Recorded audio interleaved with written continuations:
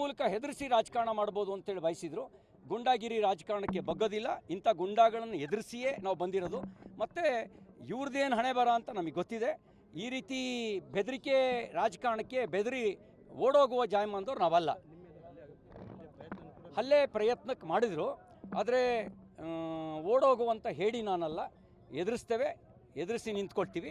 ಮತ್ತು ಇದು ಸ್ಯಾಂಕ್ಷನ್ ಮಾಡಿಸಿರೋದು ಕಾಂಗ್ರೆಸ್ ಸರ್ಕಾರದ ಅವಧಿಯಲ್ಲ. ನಮ್ಮ BJP ಸರ್ಕಾರ ಇದ್ದ ಅವಧಿಯಲ್ಲೇ 2022-23 ಮಂಜೂರಾಗಿರೋ ಕಾಮಗಾರಿ ಇದಿರ್ಬೋದು, ತೇಗೂರು ರಸ್ತೆ ಇರ್ಬೋದು, ಅಲ್ಲಂಪುರ ರಸ್ತೆ ಇರ್ಬೋದು, ಇವೆಲ್ಲ ಸೇರಿ 206 ಕೋಟಿ ರೂಪಾಯಿ ವಿವಿಧ ರಸ್ತೆ ಕಾಮಗಾರಿಗಳು PWDದು.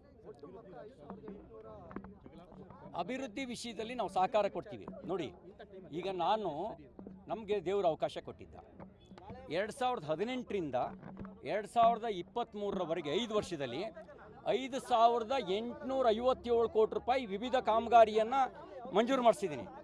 5,857 ಕೋಟಿ ರೂಪಾಯಿ ಮಂಜೂರು ಮಾಡಿಸಿದ್ದೀನಿ ವಿವಿಧ ಕಾಮಗಾರಿನ. ಅವರು ಅದಕ್ಕಿಂತ ಜಾಸ್ತಿ ಮಾಡಿಸ್ಲಿ, ಭಾಷಣ ಮಾಡಲಿ, ಯಾರು ಬೇಡ ಅಂತಾರೆ. ಆದರೆ ಶಾಸಕನ ಅಧಿಕಾರಕ್ಕೆ ಮೊಡಕುಗೊಳಿಸೋದು. ಈಗ ನಾನು ಒಬ್ಬ ವಿಧಾನ ಪರಿಷತ್ತಿನ ಶಾಸಕ. ನನ್ನ ಸ್ಥಳ ವೀಕ್ಷಣೆ ಮಾಡಬೇಡಿ ಅಂತ ಹೇಳೋವಂಥ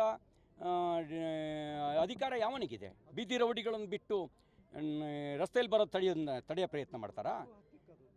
ಗುಂಡಾಗಿರಿ ಮಾಡ್ತಾರಾ? ಸತ್ಯ ಹೊರಗೆ ಬರಬಾರ್ದು ಅವರಿಗೇನು ಅಂದರೆ, ನಾನು ಬಂದ ತಕ್ಷಣವೇ CT ರವಿ ಕಾಲದಲ್ಲಿ ಮಂಜೂರಾಗಿದ್ದು ಅಂತ ಸತ್ಯ ಹೊರಗೆ ಬರುತ್ತೆ. ದಾಖಲೆಗಳನ್ನು ಮುಚ್ಚಿಡೋಕ್ಕಾಗಲ್ಲ. ದಾಖಲೆಗಳು ಅದನ್ನೇ ಹೇಳ್ತವೆ. 2022-23 ಸಾಲಿನ ಕಾಮಗಾರಿ ಅಂತಲೇ ಹೇಳ್ತವೆ. ಮೆಡಿಕಲ್ ಕಾಲೇಜ್ ಏನು ಕಾಂಗ್ರೆಸ್ ಕೊಡುಗೆನಾ? DC ಕಾಂಪ್ಲೆಕ್ಸ್ ಏನು ಕಾಂಗ್ರೆಸ್ ಕೊಡುಗೆನಾ?